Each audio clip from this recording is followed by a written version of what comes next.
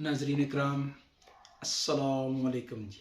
आज हम हाज़िर हैं मंगल वाले दिन का प्रोग्राम लेकर, मैं और मेरा वतन। इस वतन के लिए मेरी और आपकी सोच, मेरा और आपका मुस्बत किरदार क्या है, इसको सोचना है। चाहे आप किसी शोबे से भी हैं, डॉक्टर हैं, इंजीनियर हैं, ताजिर हैं, ज़मींदार हैं, हम वो मेहनत कर रहे हैं जिससे जो है हमारे खित्ते के जितने ममालिक हैं, हमारे इर्द गिर्द के ममालिक, अल्लाह पाक ने पाकिस्तान को एक ज़बरदस्त खित्ते के अंदर जो है ना बनाया है। और मुझे और आपको अब सोच करनी है कि खित्ते के दीगर ममालिक के साथ हम कितनी तजारत बढ़ा रहे हैं, कितने कारोबार को वसअत देने की कोशिशों में लगे हुए हैं, माशरती तल्लुकात बनाए या नहीं बनाए। हमारे मुस्लिम ब्रदर कंट्रीज़ जो अभी नए आज़ाद हुए हैं, 5 रियासतें हैं, इनके साथ हम अभी तक वो तल्लुकात कारोबारी माशरती कायम नहीं कर सके। लेकिन हमारा दीगर जो ममालिक है, पूरी दुनिया से वहाँ तजारत के लिए आ रहे हैं। हमारे पड़ोसी मुल्क ने भी एक बाकायदा बंदरगाह बनाई है ईरान के बॉर्डर पे, और 800 किलोमीटर के करीब एक रेलवे लाइन भी बिछाई है ताकि हमारी तजारत वहाँ तक पहुँच सके। अब मैं और आप, जो आदमी भी जिस शोबे में है, पाकिस्तानी है, जिस ओहदे पर है, सेक्रेटरी हैं, चाहे वो सियासतदान है, लाजम है कि थोड़ा इसके ऊपर सोचें कि आज इतना अरसा हो गया, 20-25 साल हो गए, हमने सेंट्रल एशिया के साथ अपने कारोबारी तल्लुकात वो नहीं बना सके जो बनाने चाहिए थे। जो मौके, उनकी जो मोहब्बत है, मैं उन मुल्कों में जाता रहता हूँ, बहुत ज़्यादा मोहब्बत है।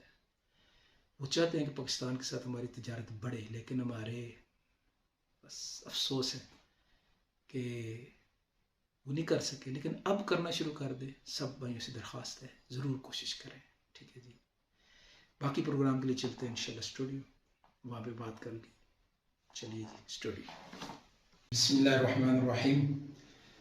नाज़रीन इकराम, आज हम हाज़िर हैं मंगल के दिन का प्रोग्राम लेकर। मौजू है मैं और मेरा वतन। वतन को हम अजीम से अजीम तर बनाएंगे। ये हमारा यानी मिली नगमे नहीं है, बल्कि हमारे दिल पे ठंड पड़ने वाले, जज्बात की अक्कासी करने वाले जुमले हैं। तो नाज़रीन इकराम, वतन क्या है, वतन के लिए कौमें क्या क्या कर रही हैं।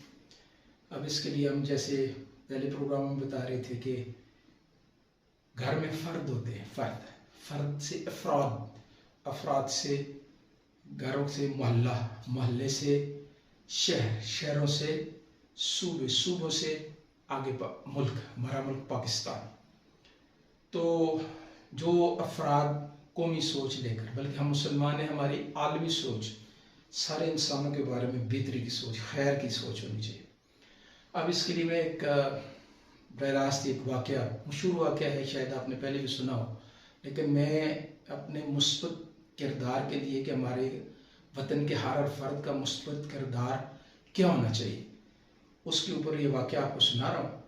अकबर बादशाह के ज़माने में अंग्रेज़ जो है वो चूँकि पूरी दुनिया के अंदर अपना एक सिलसिला बढ़ा रहे थे, मुख्तलिफ ममालिक और कब्ज़े कर रहे थे। इंडिया के ऊपर जो मशहूर वाक़या है कि यहाँ पे अकबर बादशाह का एक 14 साल बेटा था और वो बीमार था, और काफ़ी अरसा से बीमार था। और यहाँ के जो मुकामी उस वक़्त के हिंदुस्तान के अंदर हकीम थे, उन्होंने उसको लाइलाज करार दे दिया था। और वो बेटा अकबर बादशाह को बहुत अच्छा लगता था, तो वो किस तरह भी जो है, किसी हाल में भी चाहता था कि इसको इस तरह सेहत मिल जाए। जब भी उसको बिस्तर पर पड़ा हुआ बीमार देखता, तो वो तो कई अरसे से बीमार था। इत्तफाकन वहाँ पे जो बरतानिया का डॉक्टर जो है, वो स्याह, जैसे सैर करने वाले आए होते, तो वो आया हुआ था। तो किसी ने उससे बात की कि हमारे बादशाह का बेटा बीमार है, तो हकीमों ने उसको लाइलाज करार दे दिए। तो उसने कहा मुझे चेक कराओ। वो ले गया, बादशाह से इजाज़त ली और उस बेटे को उसने चेक किया। तो उसने कहा कि ये मैं इसका इलाज करूँगा और ये ठीक हो जाएगा, बादशाह सलामत इजाज़त दे तो मैं इसका इलाज शुरू कर सकता हूँ।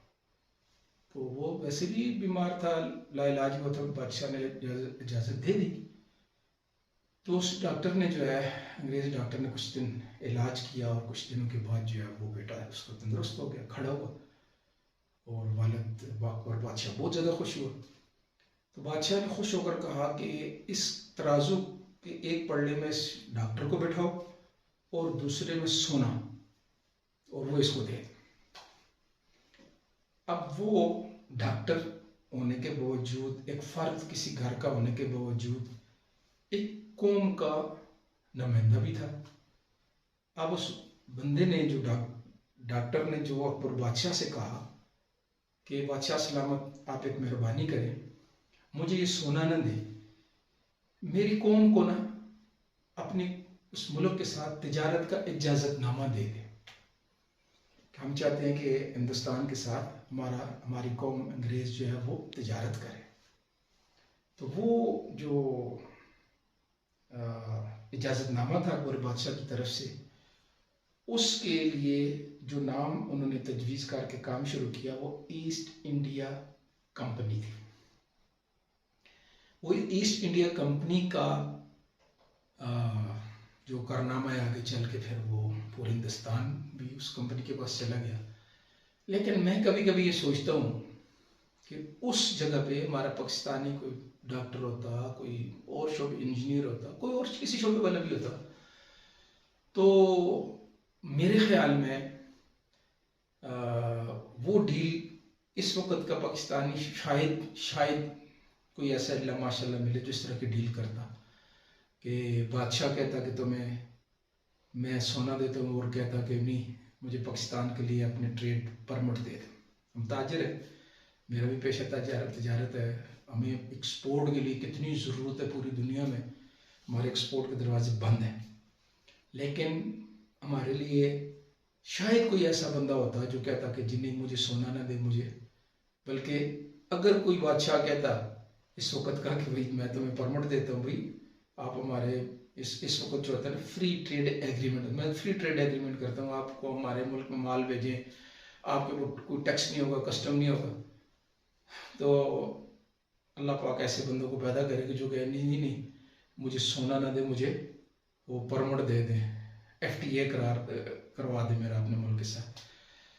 तो अल्लाह करे अपने मुस्बत किरदार से अपने वतन की खिदमत करने का जज्बा अपने पुरजा करना है।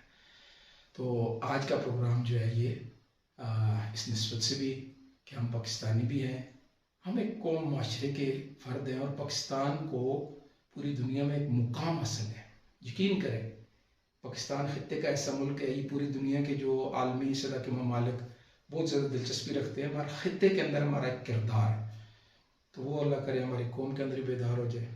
इसके लिए आगे कुछ बातें करूँगा कि हमने एक सेंट्रल एशिया के ममालिक के साथ तिजारत के लिए चैम्बर के प्लेटफॉर्म से जो कोशिशें की, उसके लिए क्या हुआ। अफसोस है, अगले चल के इंशाल्लाह अगले प्रोग्राम में बाकी बातें करेंगे। कल हमारा प्रोग्राम होगा मैं और मेरा दीन, यानी मेरा तरीक़े ज़िंदगी। तो आगे जुमरात दिन में और मेरी से इंशाल्लाह उसमें एक्सरसाइज भी बतानी है आप। तो तब तक के लिए इजाज़त, अल्लाह हाफ़िज़, फ़ी अमान।